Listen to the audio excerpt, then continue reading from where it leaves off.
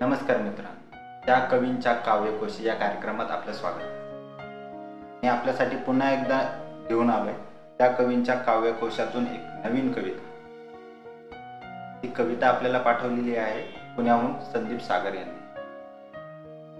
कवितेचा विषय आहे नाते.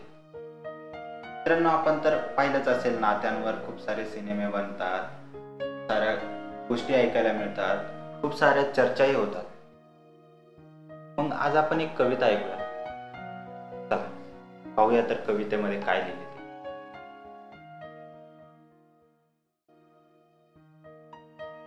नाते हे धागे शतजन्माचे, नाते दृढ आपुलकीचे,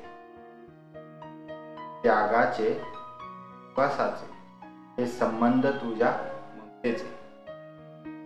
हे धागे शतजन्माचे, विकल्प विस्पंदांचे, धगधगत्या स्पंदनांचे, नाते तव मम प्रेमाचे. शतजन्माचे स्वप्नपंखी तो जीवांचे, बहरते धुंदते गाते, हे गोड गुलाबी नाते. हे ऊन सावली नाते, हे चंद्र चांदणी नाते, वर्षा मयुरांचे नाते, हे शतजन्मांचे नाते. नात्यातच ती अनुरक्ती, नात्यात अनोखी शक्ती, नात्यात द्वैत कधी वाटे, हे गोड गुलाबी नाते. नमस्कार. तुम्ही सुद्धा तुमच्या कविता अशाच आमच्यापर्यंत पाठवू शकता.